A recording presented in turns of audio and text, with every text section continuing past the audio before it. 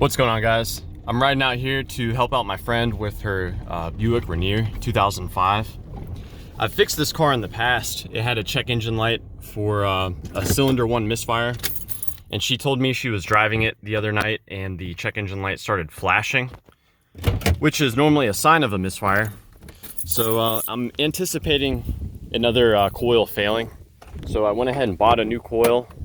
I'm out here, I've got my basic toolkit. I went ahead and bought a new ignition coil, and I've got a scan tool as well to see if, I'm hoping to just put a new coil in it. So we'll see what happens.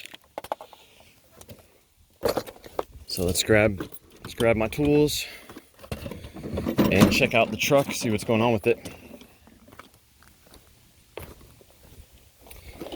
I'll leave the tools there, new coil. Key should be in it. Here we go.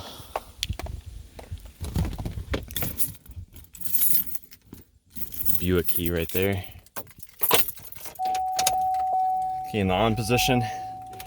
I don't want to even turn this thing on because if it is misfiring, I don't want it to run because it could cause damage to the engine. Let's see, there it is. The scan tool I'm using, I got it on Amazon. I really haven't used it a lot. It's just my like a loaner scan tool I have. Real basic functionality, I think. It's kind of crummy. So I just keep it in my truck. If it gets stolen, I'm not really worried about it. But let's see if we can pull the codes. Current DTCs. Cylinder 2 misfire. So before I replace the cylinder 1 coil, I'll go ahead and replace on plan on replacing the cylinder 2 coil, and let's see if that fixes it. Let's see. There we go. Now, if this were another engine where the coils were more expensive and or more accessible, then probably what I would do is I would swap that coil to another cylinder, clear the code, and then run the car and see if the misfire follows the coil. In this instance, a new ignition coil only cost me about 50 bucks. So I'm just gonna go ahead and throw a new one on there, clear the code, and then run it and see if that makes it better. So I'll need a 8mm, I know, for removing some of the boots.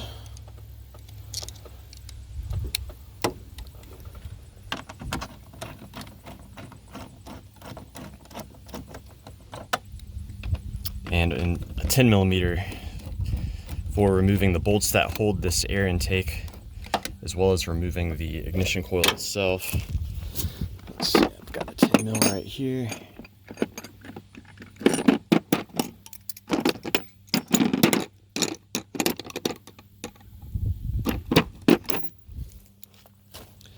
So there's one bolt here.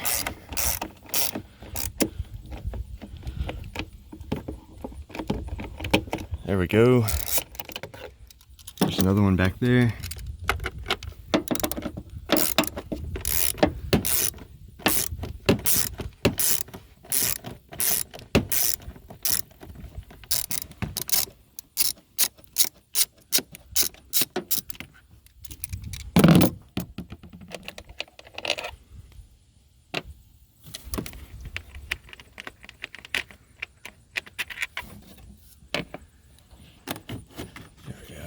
There's one.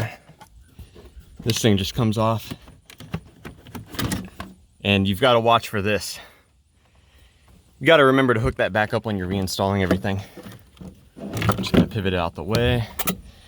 Here's the number 2 coil. I've replaced all of the spark plugs on this vehicle before when I changed the coil on the cylinder 1.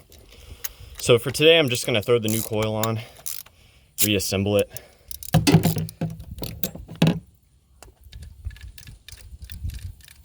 Kind of a funky looking coil. You don't see a whole lot of coils that have, I'm assuming that this is a like a heat dissipator. A heat sink is, I guess, the technical term for it. And I'll just go and peek down in there and take a look at it. Looks fine. Don't see anything obvious. Here's the new coil. Thread that on there.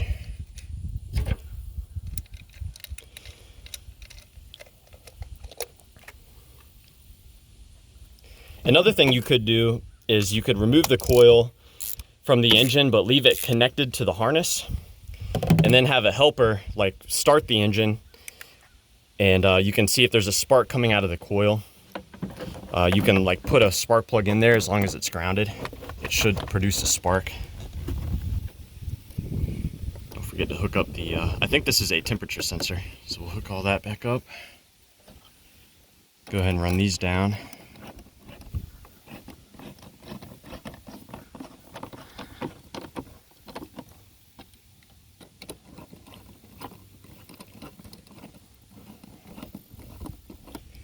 Oh yeah, I've got to make sure that this is hooked up as well. That's part of the PCV system for the breather. If you don't hook that up, the engine may run rough. It may run lean. You may also have oil consumption issues.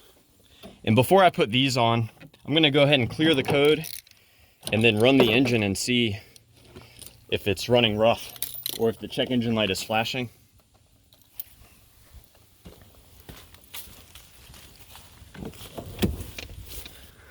So, put the key back in. Let's escape out of this. Escape out of that. There should be an erase codes option. It's asking me if I'm sure if I want to clear the codes, and I am. So it says it's cleared. So, key off, key back on. I'm gonna go ahead and start it. Check engine light is not on. Of course, there could still be an issue, but the engine seems to be running smoothly.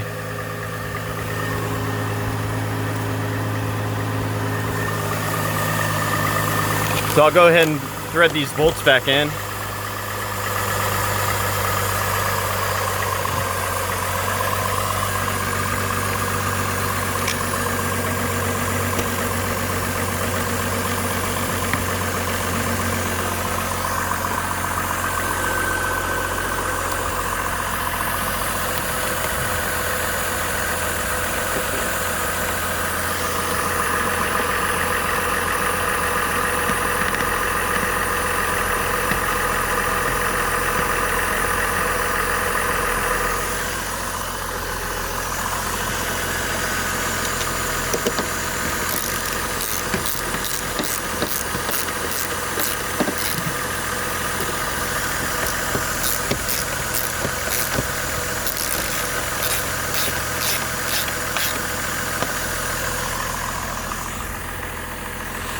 Looks to be running smooth.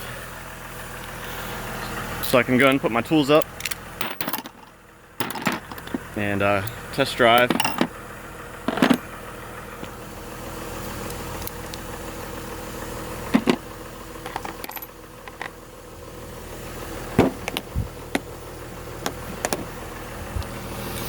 Old coil here. Nothing really obvious with it. You know, no obvious signs visually. It does look to be the original part, which would make it, you know, about 15, 14 years old, I guess.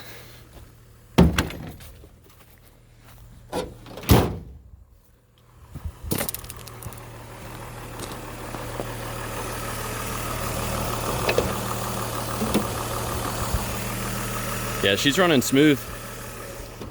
I do like that engine. The inline 6. I think it's a 4.2. They use it in the Rainiers and the Trailblazers, and I think that's it. I don't think they use it in anything else. Yeah, check engine light is still not on. Plug in my speedometer. The speedometer on this thing is broken, so she uses a GPS thing right there. But yeah, I'm gonna drive this thing real quick just to make sure it's good to go. But I don't anticipate it having any issues. And what's most likely, I'll probably have to come in and periodically replace the other 4 coils as they fail. The thing about ignition coils, you know, they're all subject to the same temperatures and conditions. So if one coil fails, probably the other ones aren't too far behind it.